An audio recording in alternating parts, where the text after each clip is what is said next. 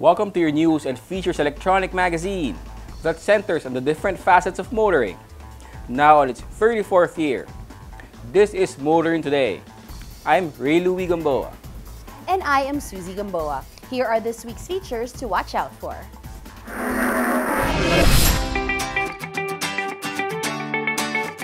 On Motoring Forum, we shall have Light Rail Manila Corporation President and CEO, Mr. Juan Alfonso, to discuss how the company is overcoming the challenges faced by rail service operators brought by the COVID-19 pandemic. Our road safety reminder on the Young Street Smarts portion centers on the proper way of coming out from a garage or parking lot. This week's Spying Choper shall be about the limit on the number of passengers in PUVs. The public service segment centers on online fixers offering LTO services. Showcase this week shall have the subcompact sedan from Honda, the City 1.5 RS CVT. While for race weekend, we'll have the AAP's Digital Rally Trophy.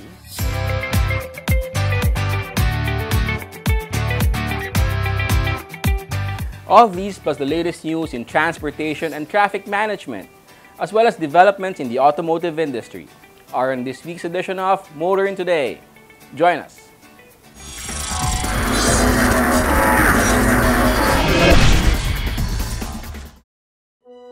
I think my dad is secretly a superhero. He's the coolest, smartest, strongest person alive.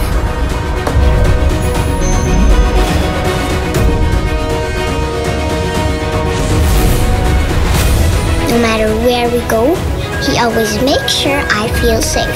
And he isn't afraid of anything. My dad likes to call that the power to lead. I call it his superpower.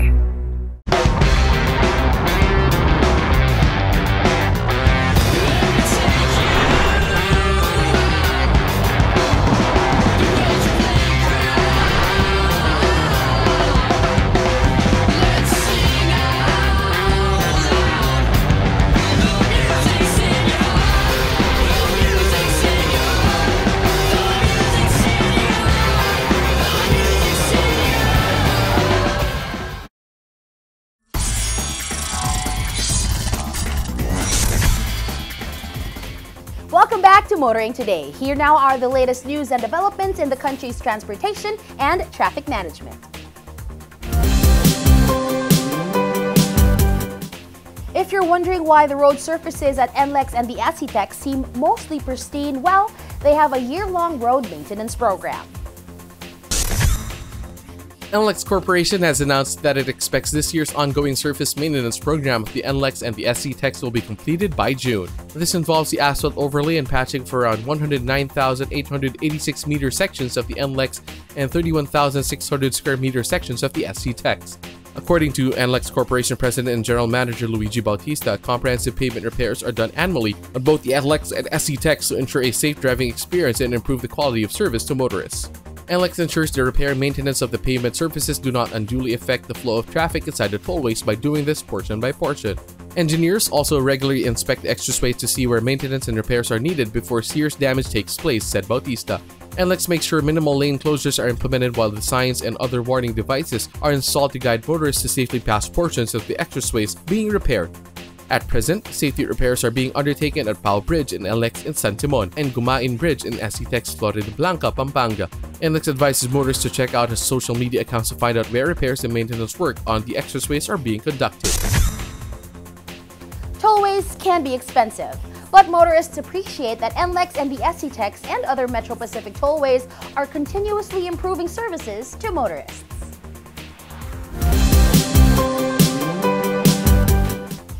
Meanwhile, motorists were relieved when the Skyway 3 didn't stop free passage as announced. But what happens next? The Skyway 3 remains open to motorists who have been enjoying free use of the elevated tollway that provides quicker travel times from the SLEX and Makati to parts of Manila, Quezon City, and the NLEX and vice versa. However, the Toll Regulatory Board or TRB is now evaluating an assessment submitted by an independent consultant stating that the Skyway 3 is substantially or 97% complete. This means that if the TRB agrees with the assessment, Skyway 3 fulfilled one of the requirements for being allowed to operate and collect toll, as stated in the Supplemental Toll Operation Agreement between San Miguel Corporation or SMC as proponent of the expressway and government. At the same time, the TRB said that in a recent meeting, Skyway technical representatives informed the board that they are already in the process of installing, testing, and commissioning the toll collection equipment and systems needed to collect the toll fees. The TRB said these toll collection equipment and other systems need to undergo testing to ensure there are no system glitches or flaws as to prevent a repeat of the RFID problems experienced recently. If the systems pass testing, this is another requirement fulfilled before the TRB can issue the authority to collect or toll operating permit or TOP to Skyway 3. Once all requirements are met, the Skyway 3 will be issued a TOP and the notice to start collection. The toll matrix will also have to be published before Skyway 3 can start collecting toll. The motoring public should understand that free use of the Skyway 3 will end, and if not sooner, then later. Enjoy the free ride as it lasts.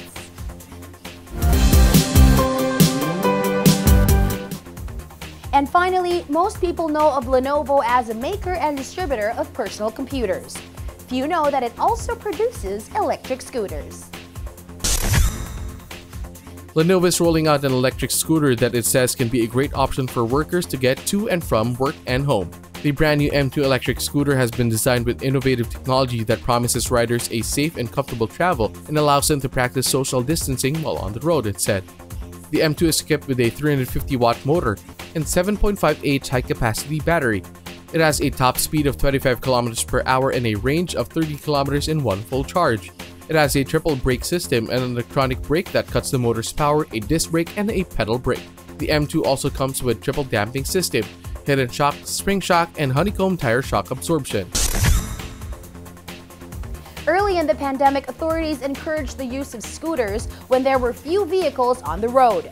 There are now many scooter riders on the road, even with vehicles back out in numbers. Safety of scooters should now be a concern.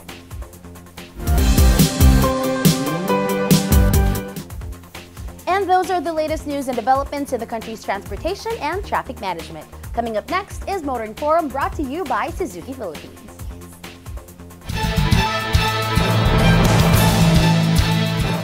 The Light Rail Manila Corporation, operator and concessionaire of the Light Rail Transit Line 1 or LRT1 and the LRT Cavite extension, like everyone else, was hit hard by the COVID-19 pandemic. How it met the challenges and updates on the progress of the extension are the subject of this week's edition of Motoring Forum. The Light Rail Manila Corporation, or LRMC, won the bid to rehabilitate, operate, and maintain the Light Rail Transit Line 1, or LRT1, and more importantly, the LRT1 Cavite Extension Project in 2015. LRMC took over the LRT1 in 2016, but work on extending the line to Bacoor and Cavite only started in 2019, when authorities finally began resolving right-of-way issues along the route. Before that, the LRMC had been working to rehabilitate and modernize the LRT1, phasing in the switch to new train signaling system and ordering new trains from a manufacturer based in Spain. All these came to a halt in March of 2020 when government started imposing community quarantine protocols and restrictions, which included the suspension of all forms of land transport, including the light rail transit systems. How did the lockdown affect the LRT1 and work on the LRT1 extension to Cavite? Motoring Today visit LRMC President and CEO Juan Alfonso via Zoom to ask the question. It was challenging for us because when we have no operations, then there's no revenue for the company. And our company still makes majority of its revenue from providing service to our passengers and charging for each ticket or each ride. Like everyone else, LRMC had to wait for restrictions to ease and public transport allowed to resume operations. It soon became evident that as the COVID-19 contagion continued to spread and would not likely disappear soon, the economy needed to be restarted, and along with this, public transport needed to resume. Trains were allowed to resume operations in June when Metro Manila was placed under general community quarantine restrictions, but this was under strict guidelines meant to maintain social distancing on board trains and at the station. The second challenge would be having limited capacity. We were only loading about 12-13% of our passengers at this time because of really regulation from government. So how did the LRMC meet this challenge? The LMRC knew it needed to convince authorities, the IATF, the DOTR, and DOH, that train operations can be safe with proper protocols in place. The LMRC decided to look at how train operators in Europe and other countries continue to operate even amidst the pandemic. First, most of the rail lines did not have any reduction in capacity for loading the trains. So that was an important benchmark. Second is, why is it safe inside the train? I think with this pandemic, we're realizing more and more that ventilation and the free flow of air is critical. No? The train doors open every 2 minutes, so there's a fresh air exchange. The air conditioning system uses about 20 to 30% of fresh air. Also, we added HEPA filters in the air condition, similar to what we have in the aircraft. So this cleaned the air further. No? To further convince the IATF that LRT1 operations can be safe, LRMC undertook measures to sanitize trains and stations and minimize contact with and among riders. These included using UV technology to disinfect trains and sanitize stations at regular and frequent intervals, temperature checks of passengers before entering stations, the use of cashless payment systems. Late in 2020, the LRT1 began to see an increase in ridership, but still way below pre-COVID-19 volumes. We still have about 30% of our riders from the normal times, so it's still a big drop. It's a 70% drop from where it was. And it's challenging because our business is basically high operating costs of this equipment. So we've tried to maintain the system and still keep it safe despite the challenges and despite the additional costs of operating safely. No? It was only natural that the COVID-19 pandemic affected timetables for the arrival of the new trains. So the new trains ordered prior to the pandemic began to arrive. We're getting 30 train sets. Each train is composed of 4 cars. That's why it's 120 rail cars in total. So each one is now already PWD friendly and then also installed with the latest signaling system, which will allow us for safer travel and safer journeys. After being given the go-ahead by the IATF, the LRMC resumed work on completing the train signal systems for the LRT1, as well as work on the Cavite Extension project. We just completed an 11 billion peso program to resignal, to change the signaling system. So it's going to be a brand new signaling system that will allow for shorter, headways or gaps between trains. And something to look forward to and something that's exciting. Our target for switching over to the new signaling system, which will allow us to use the new trains, is about the third quarter of 2021. No? Work on the LRT1 extension to Cavite was put on the fast track as the LRMC contractors learned to deal with construction in COVID-19 conditions. We're at about 50% completed. A lot of it is just the civil works. No, we haven't started anything other than the civil works. After that, the tracks and electric systems will be put in place after the civil structures are finished. The LRMC expects the whole of 2021 to be a year of recovery. Ridership on trains is seen to increase once government rolls out the anti-COVID-19 vaccination program and quarantine restrictions are further eased. We see this year as really a year where the recovery starts, and we're hopeful that at least the business environment will normalize by next year. Hopefully sooner than later in 2022.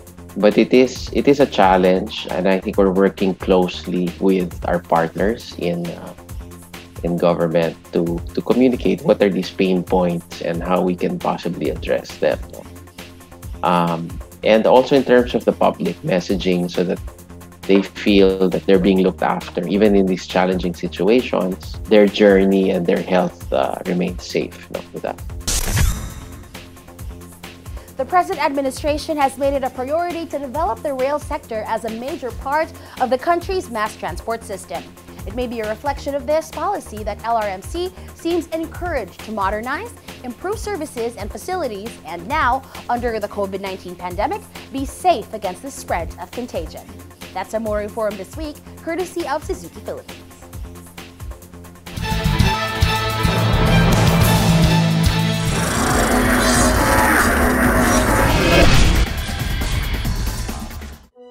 I think my dad is secretly a superhero. He's the coolest, smartest, strongest person alive.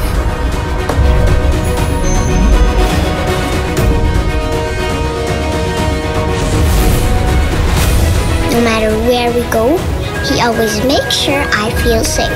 And he isn't afraid of anything. My dad likes to call that the power to lead. I call it his superpower.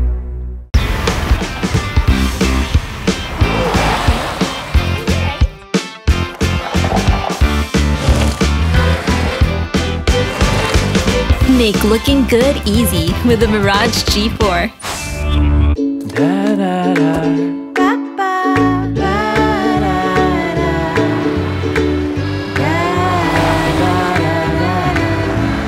Make long distance easy with the Mirage G4.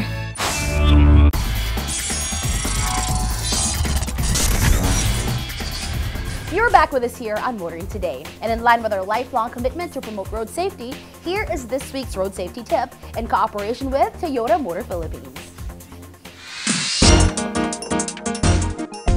Kung ikaw ay galing sa garahe or sa parking lot, stop first before going ahead. Give way to the vehicles already on the road at huwag makipag-unahan o sumingit basta-basta. Same with the pedestrians. Patapusin muna sila sa pagtawid bago ka tuluyang lumabas.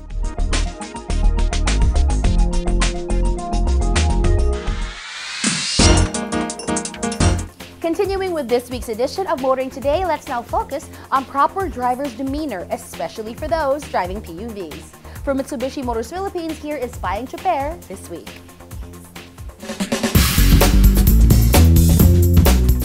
Payeng Choper lang, kaibigan. Ako si Alejandro Luico, isang kapwa niyo choper. Huwag nang ipilit magsakay ng pasahero kung hindi nakasya. Ang bawat pampasadang sasakyan ay mayroong tinatawag na passenger limit o bilang ng mga pasahero na magkakasya. Kapag puno na, iwasang magtawag pa ng ilan at ipagsiksikan. Tandaan din na bawal maglagay ng ekstra bangko sa gitna ng pampasadang sasakyan. Palaging isipin na mahalaga rin na komportable ang ating mga pasahero. Ito po si Alejandro Luico, Payeng Choper lang, kaibigan mula sa inyong kapwa niyo choper.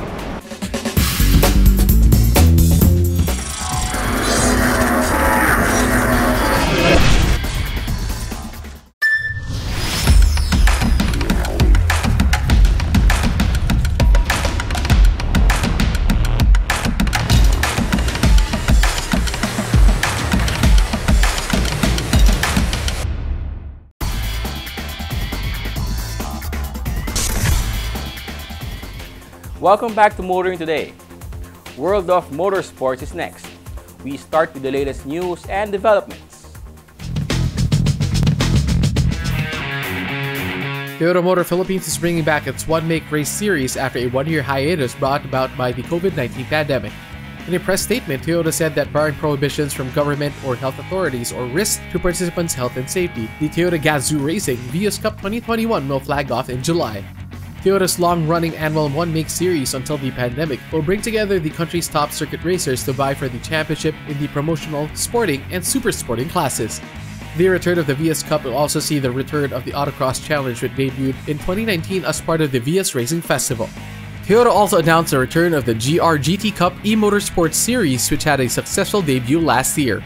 The virtual racing series has participants competing virtually on board GR Supra and other Toyota GR models in the world's most popular racetracks on the Gran Turismo video game. Registration for the 2021 GR GT Cup eMotorsports Series starts this March via toyota.com.ph/GT Cup. Races will start in April.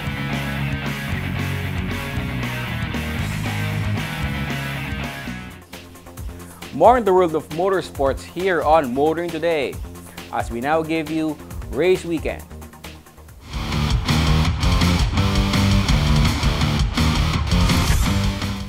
Automobile Association Philippines has started its own digital race series, the AAP Digital Rally Trophy. What it is and how it is run and why is explained in this edition of Race Weekend.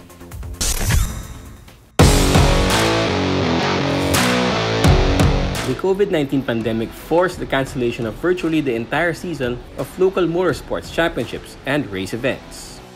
As motorsports aficionados and racers began chafing at not having races to compete in and watch, some intrepid race organizers shifted to holding online sim races. Tuason Racing held what it called the Race for Frontliners. Toyota Motor Philippines held the GR Supra GT Cup Asia Philippines, a search for representative to the regional competition to be held later in the year. Both used the Gran Turismo platform. Now comes Automobile Association Philippines launching its own series it calls the AAP Digital Rally Trophy. The e-rally will have entries competing against each other online on the Dirt Rally 2 video game. Qualifying to be an official entry in the competition will be held on RaceNet. The fastest 7 using a PlayStation and the fastest 7 using a PC will become the official entry in the live lobby event to be streamed live on Dominado Esports Rally. Why is the AAP, local ASN or National Sporting Authority of the FIA, holding its own online digital race series? Ivan Isada, AAP Motorsports Manager, offers this explanation. Definitely motorsports and online gaming is going to be one of the new trends for motorsports, because in essence they are the same, albeit the realism of digital motorsports and the virtual reality now. But with changing times already and the simulators being very much used as a tool already for motorsports, it's an opportunity for a lot of young drivers also to get in and to be fascinated with the sport.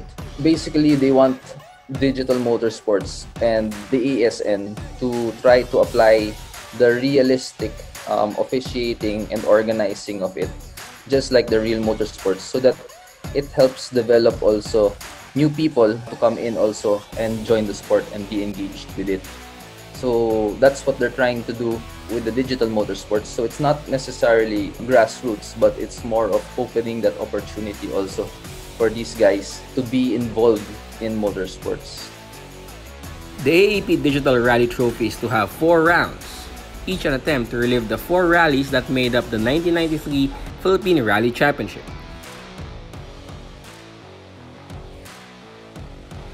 The AAP Digital Rally Trophy is featuring about the 1993 Philippine Rally Championship because it is there to help also educate a bit of history from motorsports. We chose that one because it was one of those golden years of Philippine motorsports. Well, the 1993 Philippine Rally Championship was the era of the Group A rally cars, and they also had the Mitsubishi Rally Art team, which was testing for the APRC. And also that team was able to win also all 4 straight rallies that year. So it was a dominant year, and there were also the Mazda 323s of the MP Turbo team. To relive the 1993 Philippine Rally Championship, entries will compete only in Group A cars and on Dirt Rally 2 stages. That are approximate conditions of the specific rounds of the historic Rally Championship. The first round of the Digital Rally Trophy saw competitors driving on stages that simulate the hot, dry, bumpy gravel stages of the Rally of Bulacan back in 1993. We were able to run the Digital Rally last week and live streamed it through Dominado Motorsports page. And we had around 30 entrants, and we used the other 2 rally stages of Australia. And with those 7, we got the top 7 from the PlayStation 4 and the top 7 from the PC. And they were very good, especially for the top runners who were not making mistakes as if they were also the computer itself. And it was very exciting for the guys, and they had a lot of fun competing, because being out of competition from the real competition, or experiencing that kind of competition, was very different, because even if you say that everything is simulated, it is simulating also the competitiveness of everyone.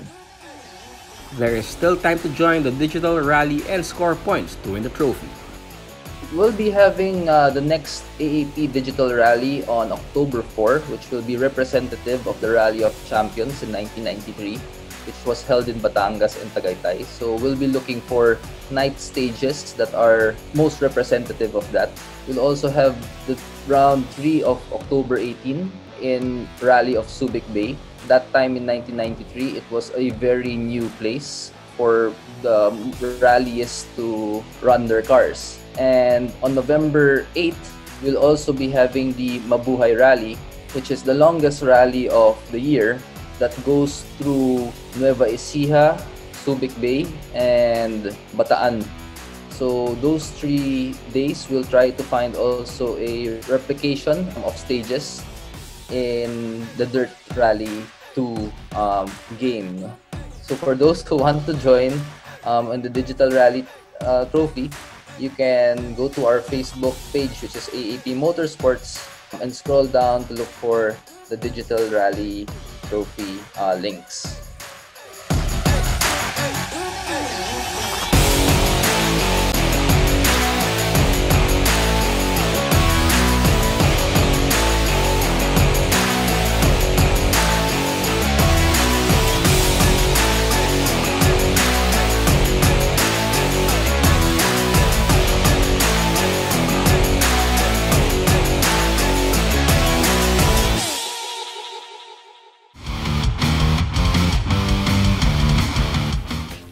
Even before the pandemic, the FIA, to which AAP is member organization, has been actively involved in the organization and running of digital motorsports events.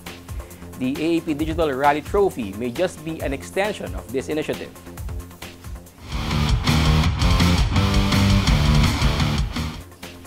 And that's this week's World of Motorsports. Motoring Today continues right after this break.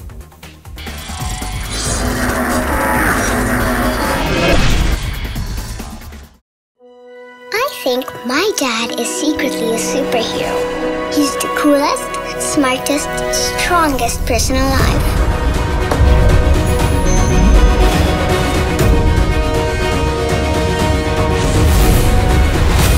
No matter where we go, he always makes sure I feel safe. And he isn't afraid of anything. My dad likes to call that the power to lead. I call it his superpower.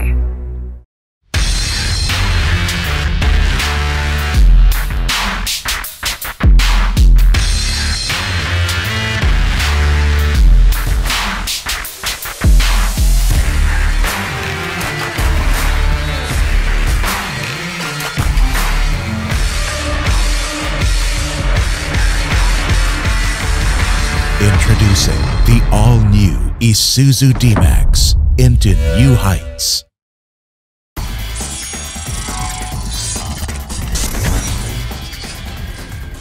Welcome back to Motoring Today. Let's now take a look at what's happening in the local auto industry.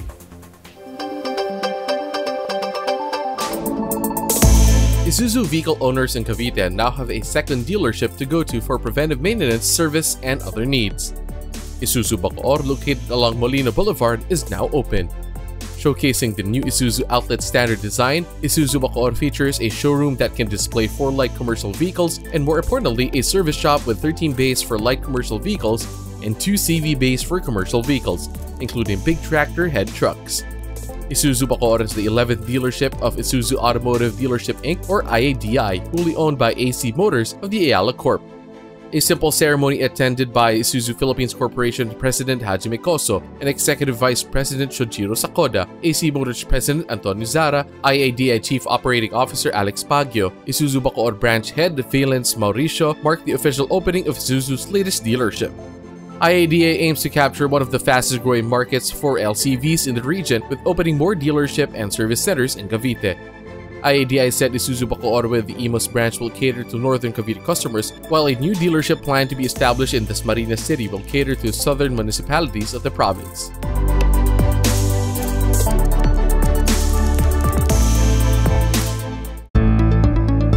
Toyota Motor Philippines has pioneered the selling of hybrid vehicles locally, starting with the Prius. It is selling the Prius locally as well as hybrid variants of the new Corolla Altis, the Corolla Cross. Despite Toyota's success in selling hybrid vehicles in the US and other parts of the world, many local buyers are still reticent about hybrid vehicles, perhaps owing to a belief in a number of myths. And Toyota wants to bust some of these myths. Toyota says electric vehicles and hybrid vehicles are not the same. Battery electric vehicles or BEVs operate on only one power source, the battery that powers the electric motor or motors, while the hybrid electric vehicle or HEVs run on a combination of petrol engine and an electric motor. This leads to myth number 2. Toyota says hybrids do not need to be plugged in to be charged. They are self-charging through the motion and braking of the car. This is called regenerative braking and is what makes hybrids unique and extra convenient as electrified vehicles, it adds. Toyota says hybrid vehicles are as easy to maintain as conventional ones. Hybrids just need to be brought to local Toyota dealers for its preventive maintenance service or PMS. While usage circumstances still play a key role, hybrid batteries don't need any special maintenance on top of PMS, it adds. Toyota offers a 5-year warranty on hybrid batteries on its local hybrid offerings, although it adds that hybrid batteries are designed to last the lifetime of the car with proper care and maintenance. Toyota says hybrid vehicle shuts off power once in contact with water. It's no different in terms of safety from a conventional vehicle, since both hybrids and conventional vehicles have their engines at similar heights from the ground, it adds. Hybrids are a lot more affordable now and are priced competitively against conventional gas counterparts, says Toyota. And since hybrid vehicles are very fuel efficient, owners can save a lot on gas expenses in the long run. If you know how to drive a conventional vehicle, then you know how to drive a hybrid, says Toyota. The hybrid system is very intelligent and automatically switches between EV and gas mode to give you the most out of your fuel.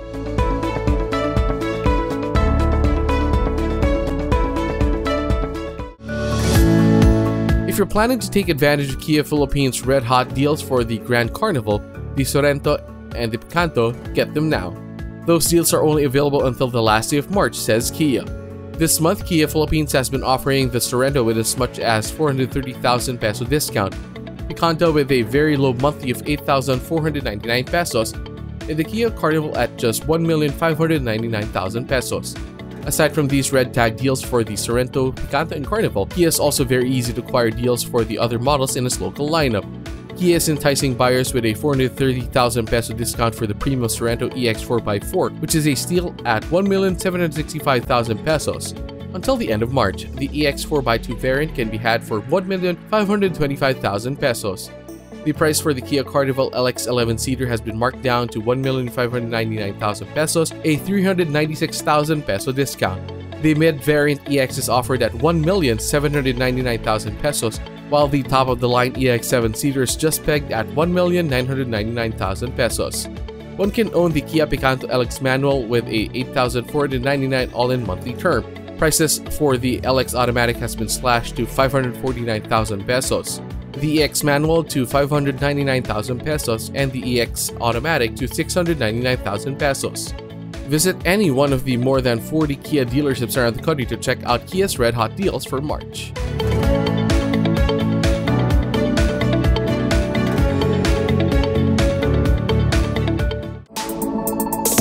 Suzuki Philippines has launched X-Star Genuine Oils, lubricants specially formulated to optimize performance and efficiency of Suzuki engines for automobile, motorcycles, and marine applications. During the launch, Suzuki pointed out the advantages of using X-Star Genuine Oil. X-Star Genuine Oil formulations create the high performance and meet several fuel economy standards for Suzuki engines. Suzuki expects use of the newly formulated X-Star oils to lessen fuel consumption by up to 5%. X-Star products also have innovative lubricating technology that achieves thermal stability and provides ultimate engine technology even when starting in cold climates. They also help keep engine free from sludge and deposits, prolonging engine life. For automobiles, Suzuki offers the X-Star fully synthetic 0W20 and the semi-synthetic 5W30 engine oils. For motorcycles, there is the fully synthetic R900 10W40 40MA2, which is good for big bikes, backbone, and underbone motorcycles. Then there is the 40 R5000 10W40MA, also for big bikes, backbone, and underbone motorcycles. For scooters, there is the 4AT R5000 10W40MB. For Suzuki Marine engines, there is the 10W30 mineral oil, which is applicable for 4-stroke outboard motors.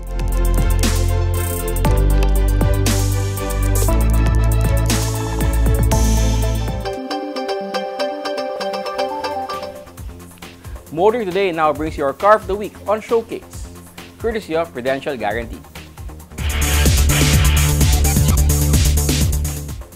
It's been more than 20 years since the first launch of the City, a subcompact sedan which was introduced in the country as the affordable entry-level Honda. This edition of Showcase takes a look at the top-of-the-line variant of the latest iteration of the City.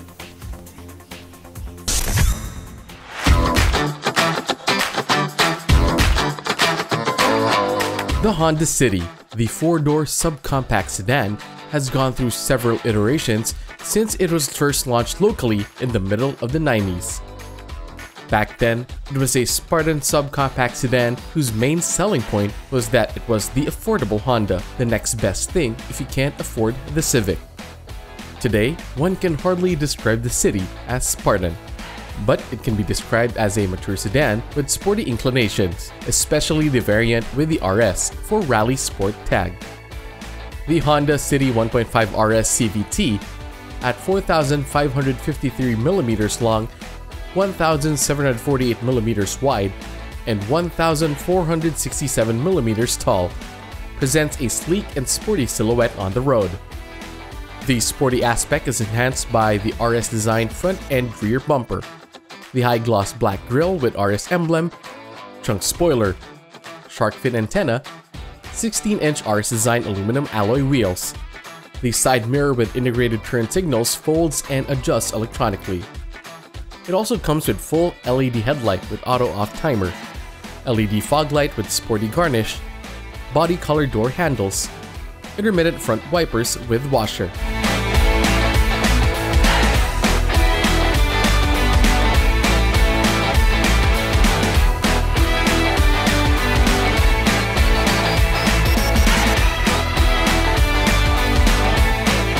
The sporty character is carried over into the cabin. It comes with black and red trim interior colors. It also comes with sport pedals. One gets into the city using the one push start with smart entry and remote engine start system, which just means one can get into and start the city with key fob in pocket. The seats upholstered in leather and suede material are comfortable. The front seats slide and recline, with the driver also benefiting from a seat height adjuster.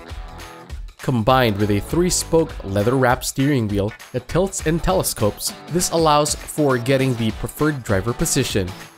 The steering wheel also features switches and buttons for cruise control, audio and hands-free telephone with voice recognition, and paddle shifters. The shift knob also comes in leather. Other comfort and convenience features includes power windows, 2 cup holders and 4 bottle holders, and 2 12-volt accessory sockets. The automatic air conditioning system features rotary knobs, digital display, and rear ventilation. The City is not to be left behind in the connectivity race. The top-of-the-line City comes with an infotainment system that features an 8-inch touchscreen with Apple CarPlay and Android Auto, WebLink, Bluetooth, 2 USB ports, and plays through 8 speakers.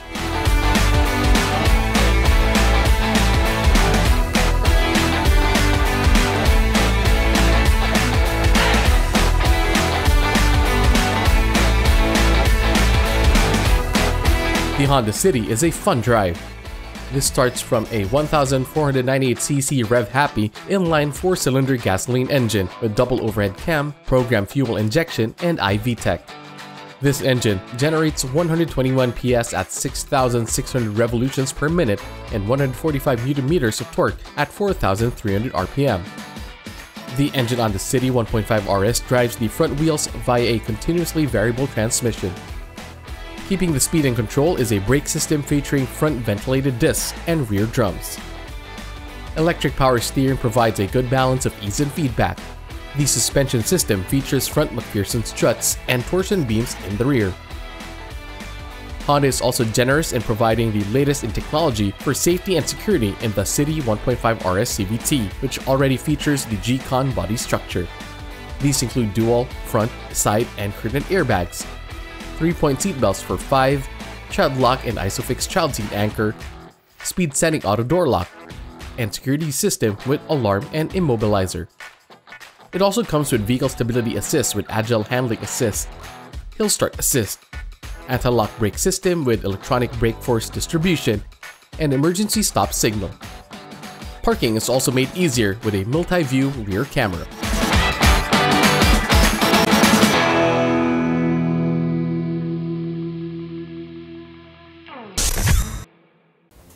The City has come a long way from being the Spartan and affordable Honda of the 90s. It is still an affordable Honda, but it certainly is not a Spartan. That's our featured vehicle on this week's showcase, courtesy of Prudential Guarantee. Drive worry-free with Prudential Guarantee's auto insurance program with a free 24-hour nationwide roadside assistance included with your comprehensive auto insurance. Rest assured, we'll take care of you and your car wherever you are. Prudential Guarantee's auto insurance program, 100% worry-free driving.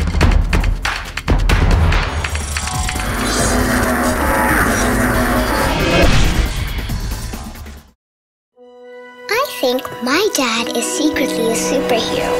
He's the coolest, smartest, strongest person alive.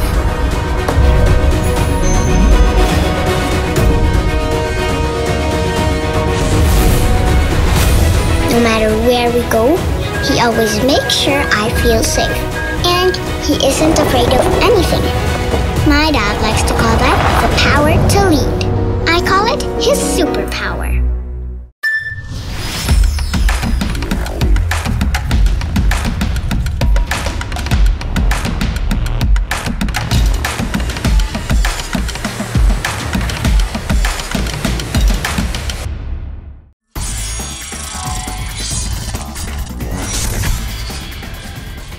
We now have our segment that dwells on the wide array of motoring problems, not only in the metro, but all over the country as well. This is where we present problems referred to us or we ourselves see and hope to fully find solutions for. Here's our public service segment brought to you by Honda Cars Philippines. The COVID-19 pandemic has made almost, if not all, of what we do to shift to online platforms. Surprisingly, illegal workers such as fixers have moved there as well. While browsing on the social media app Facebook, a user posted a driver's license assistance service promising would-be drivers a convenient and no-hassle way of getting their first legal requirement to be able to drive on the road. The service is offering a professional and non-professional driver's license, and the user notes that this is legit and original. It also lists the following descriptions: with record, with receipt, 5-year validity, renewable, and can be verified at LTO or LTO substation. The requirements needed as stated are PSA or NSO birth certificate, 2x2 formal photo, signature of applicant, and left and right thumb fingerprints, which it says are optional. The user also said that there's no need for appearance and stressed that assistance fee is for the time, effort, and queuing one has to go through to get a license. Sounding very suspicious for me and knowing fully well that the LTO is going after fixers lurking even outside their offices, I asked ASIC Ed Calvante, the LTO chief himself, if this is legitimate. And his answer is, no, this is not, noting that this service is indeed that of a fixer. I even dared to ask for a statement reminding the public that behind social media posts like these are fixers and should not be believed and patronized. May this be a reminder of that. That's our public service segment from Honda Cars Philippines. And should you encounter motoring problems that need immediate attention, please feel free to contact us. See the details being flashed on the screen. And that's the week that was in motoring. Thank you for joining us. Also, please don't forget to check us out on social media. Until next week here on Motoring Today, now in its 34th year of continuing service to the general motoring public with a lifelong commitment to promote road safety. Stay healthy and be vigilant at all times. On behalf of our dad, Butch Gamboa, I'm Ray Louie Gamboa. And I'm Susie Gamboa. Happy motoring!